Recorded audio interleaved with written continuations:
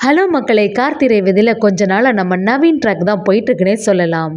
சிவனாடிய முத்துவேலும் நவீனோட கதை முடிஞ்சிட்டு சொல்லிட்டு ஊர் ஃபுல்லாக புரளியை கிளப்பிட்டு இருக்காங்க. அதே சமயத்தில் இதை தெரிஞ்சுக்கிட்ட துர்காவும் நவீனோட உயிருக்கு ஆபத்தாயிட்டு அப்படின்னு சொல்லிட்டு தவறான முடிவு எடுக்கிறாங்க. ஒரு வழியாக நம்ம ராஜராஜனும் ரேவதியும் சேர்ந்து துர்காவை காப்பாற்றி ஹாஸ்பிட்டலுக்கு கூட்டிகிட்டு போயிடுறாங்க. இன்னொரு பக்கம் பார்த்தீங்கன்னா நம்ம ரேவதியும் கார்த்திகிட்ட ஃபோன் பண்ணி சொல்லவும் கார்த்தியும் பதட்டம் ஆகிடுறாங்க. அவளை யார் இந்த மாதிரிலாம் செய்ய சொன்னால்? நவீன் உயிரோட தான் இருக்கா, கொஞ்ச நேரத்தில் அவனை நான் அந்த இடத்துக்கே கூட்டிகிட்டு வரேன் அப்படின்னு சொல்லிட்டு நம்ம கார்த்தியும் ரேவதி கிட்ட சொல்லிடுறாங்க. ரேவதியும் சீக்கிரமா வாங்க அப்படின்னு சொல்லவும் நம்ம கார்த்தியும் நவீனை நெருங்கிட்டாங்கன்னே சொல்லலாம். அதே சமயத்தில் சாமுண்டேஸ்வரியும் தண்டனையிலேருந்து காப்பாற்றி சந்திராவுக்கு சரியான ஆப்பு வைக்கிறாங்கன்னே சொல்லலாம். வீடியோக்குள்ளே போகிறதுக்கு முன்னாடி யாரெல்லாம் நம்ம சேனலுக்கு சப்ஸ்கிரைப் பண்ணலையோ அவங்க சப்ஸ்கிரைப் பண்ணிடுங்க. அப்படியே பக்கத்தில் இருக்க பெல் ஐக்கானையும் கிளிக் பண்ணிடுங்க.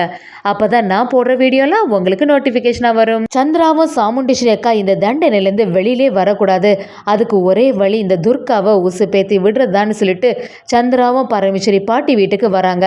அதே சமயத்தில் ரேவதி ரோஹிணி எல்லாருமே நம்ம துர்காவை சமாதானப்படுத்துறாங்க. எப்படியாவது அம்மா மேலே கொடுத்த கம்ப்ளைண்ட்டை வாபஸ் வாங்கிடு, அம்மா இல்லாமல் வீடே நல்லா இல்லை அப்படின்னு சொல்லிட்டு எல்லாரும் சொல்ல ஆரம்பிக்கிறாங்க. ஆனால் அதையெல்லாம் கேட்குற மாதிரி இல்லை துர்காவும்.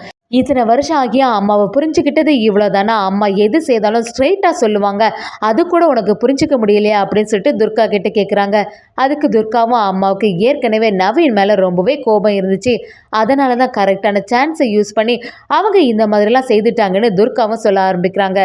இதெல்லாம் கேட்டுட்டு இருந்த ராஜராஜனும் ஈஸ்வரி இப்படி செய்யறதுக்கு வாய்ப்பே இல்லை, கண்டிப்பாக வேற யாரோ செய்துட்டு ஈஸ்வரிக்கு மேலே பழிய போட்டுட்டாங்க, நீ கண்டிப்பாக வந்து ஸ்டேஷனில் போய் வாபஸ் வாங்கிடு அப்படின்னு துர்கா கிட்ட சொன்னாலும் துர்கா கேட்குற மாதிரி இல்லை. கரெக்டாட்டு சந்திராவும் அந்த இடத்துல வராங்க. சந்திராவும் வந்து சத்தம் போட ஆரம்பிக்கிறாங்க. துர்கா, உனக்கு எவ்வளோ தைரியம் இருந்தால் என்னோட அக்கா மேலே கம்ப்ளைண்ட் பண்ணியிருப்ப, அவள் எல்லாம் ஒன்றுமே பண்ணியிருக்க மாட்டா, அவள் மேலே இப்படி கம்ப்ளைண்ட் பண்ணியிருக்கே, உன்னை எப்படியெல்லாம் வளர்த்தா, உன்னை படிக்க வச்சது ஆளாக்குனது எல்லாமே அவள் தான், அப்படி இருக்கும்போது இப்படி நீ ஏமாத்திட்டு போயிட்டேன்னு தெரிஞ்சுன்னா அவளுக்கு வருத்தம் இருக்காதா? என்னோட அக்கா நவீனை என்ன செய்திருந்தாலும் அது தப்பே இல்லை, அவெல்லாம் ஒரு ஆளா, அவன் உன்னை ஏமாற்றி இப்படி கூட்டிகிட்டு போயிட்டான், அப்படி இருக்கும்போது அவள் அவனை சும்மா விடுவாளா அப்படிங்கிற மாதிரி சொல்லிட்டு இருக்காங்க. இதெல்லாம் கேட்டுட்டு இருந்த ராஜராஜனும், என்ன சந்திரா இங்கே வந்து என்ன பேசிகிட்டு இருக்க, தேவையில்லாமல் அவளை எதுவும் சொல்லிட்டு இருக்காத, அவளே ஏற்கனவே குழப்பத்தில் இருக்கா, கூட கொஞ்சம் அவளை குழப்பி விடாத அப்படின்னு சொல்லவும் சந்திரா இன்னும் கொஞ்சம் பேச ஆரம்பிக்கிறாங்க. பேசாமல் ஸ்டேஷனில் போய் கொடுத்த கம்ப்ளைண்ட்டை வாபஸ் வாங்கிடு அப்படின்னு சத்தம் போட ஆரம்பிக்கிறாங்க.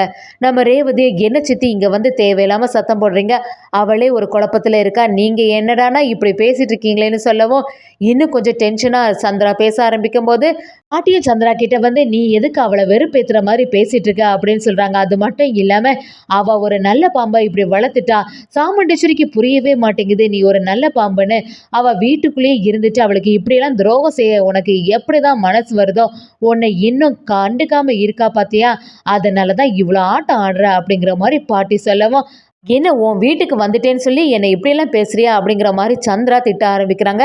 அதை கேட்ட நம்ம ராஜராஜனோ, என்ன சந்திரா தேவையில்லாமல் எங்கள் அம்மாவை எதுக்கு இதில் பேசிகிட்டு இருக்கா அப்படின்னு கேட்கவும், பார்த்தீங்களா மாமா உங்கள் முன்னாடியே அவங்க நல்ல பம்பு அப்படின்லாம் சொல்லும்போது எனக்கு கோபம் வராதா அப்படிங்கிற மாதிரி சொல்லிடுறாங்க.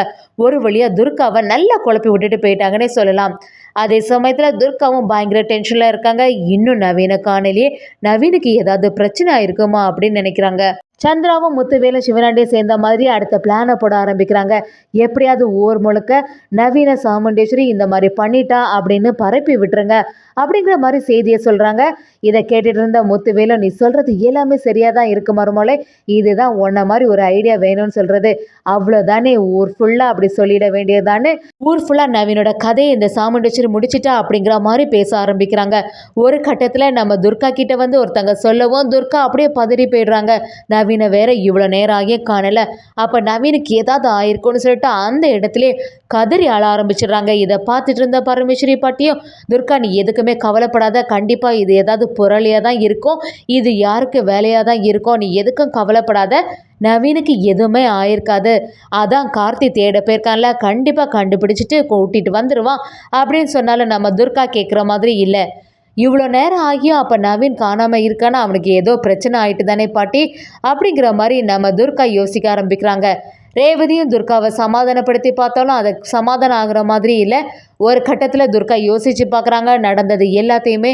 நவீன், நீ மட்டும் என்னை மேரேஜ் பண்ணாமல் இருந்திருந்தேன்னா இந்நேரத்துக்கு உயிரோட இருந்திருப்பியோ அப்படிங்கிற மாதிரி துர்கா யோசிக்க ஆரம்பிக்கிறாங்க. நீ இல்லாத உலகத்தில் நான் இனிமேல் இருக்க போகிறதில்லன்னு சொல்லிட்டு துர்காவும் ஒரு தவறான முடிவு எடுக்கிறாங்க. நம்ம ரேவதிக்கு இது தெரியாமல் இருக்குது. கொஞ்ச நேரமாட்டு துர்காவை காணலையேன்னு சொல்லிட்டு ரேவதி ரோகிணி எல்லாம் தேட ஆரம்பிக்கிறாங்க. அப்படி இருக்கும்போது துர்கா அப்படியே அழுதுகிட்டே இருக்கும்போது பக்கத்தில் இருந்த பாய்சனை பார்த்துறாங்க. அப்போ துர்கா ஏதோ ஒன்று தப்பான முடிவு பண்ணிட்டா அப்படின்னு சொல்லிட்டு இருக்கும்போதே நம்ம துர்கா அந்த இடத்துல மயங்கி விழவும் ஃபாஸ்ட்டாட்டு நம்ம ராஜராஜன் ரேவதி எல்லாரும் சேர்ந்த மாதிரி துர்காவை ஹாஸ்பிட்டலுக்கு கூட்டிகிட்டு போகிறாங்க. ராஜராஜனும் துர்கா கிட்ட ஏமா இப்படி பண்ண, அவசரப்பட்டுட்டே, ஏற்கனவே சாமுண்டேஸ்வரி ஜெயிலில் இருக்கா, அதுக்கு மிச்சமாக நம்ம நவீனை தேடிட்டு இருக்காங்கல்ல கார்த்திக், கண்டிப்பாக கூட்டிகிட்டு வந்துடுவாங்க, அதுக்கு முன்னாடி ஏன் இந்த மாதிரி சேத அப்படின்னு சொல்லிட்டு நம்ம ராஜராஜனும் துர்கா கிட்ட சொல்கிறாங்க. துர்கா எல்லாம் அதை கேட்குற மனநிலையிலே இல்லை, அப்படி அரை மயக்கத்தில் இருக்காங்க. ஹாஸ்பிட்டலில் சேர்த்த உடனே நம்ம துர்காவுக்கு ட்ரீட்மெண்ட் கொடுத்துட்ருக்காங்க. இதெல்லாம் பார்த்துட்டு ரொம்பவே கஷ்டமான நம்ம ரேவதியும் கார்த்திக்கு ஃபோன் பண்ண ஆரம்பிக்கிறாங்க. கார்த்திட்ட வந்து, கார்த்தி இந்த மாதிரி துர்கா பாய்சனை குடிச்சிட்டா, யாரோ ஒருத்தங்க வந்து வீட்டில் சொல்லிட்டாங்க நவீன் இப்போ உயிரோட இல்லைன்னு. அதை கேட்டதுலேருந்து துர்கா ரொம்பவே பதட்டமாக இருந்தா, இப்போ இப்படி பண்ணிட்டா, இப்போ என்ன பண்ணுறது அப்படின்னு கேட்கவும் கார்த்தியும், நவீன் எல்லாம் உயிரோட தான் இருக்கான், அவனை கொஞ்ச நேரத்தில் நான் அந்த இடத்துக்கே கூட்டிகிட்டு வந்துடுவேன் அப்படின்னு சொல்லவும் நம்ம ரேவதியும் கார்த்திட்ட வந்து, எதுனாலும் சீக்கிரமாக பண்ணு கார்த்தி, இங்கே பெரிய பிரச்சனையாக இருக்குது அப்படின்னு சொல்லவும் நம்ம கார்த்தியும் ரொம்ப ஃபாஸ்ட்டாகிட்டே நம்ம நவீனை தேட ஆரம்பிக்கிறாங்க. ஒரு கட்டத்தில் நவீன் இருக்கக்கூடிய இடத்துக்கே வந்துடுறாங்க நம்ம கார்த்தி. ஆனால் நம்ம நவீனும் எவ்வளோ நேரம் தான் அந்த பெட்டிக்குள்ளேயே இருக்க முடியும், கொஞ்ச நேரத்தில் அப்படியே மயக்கத்தில் இருக்காங்க.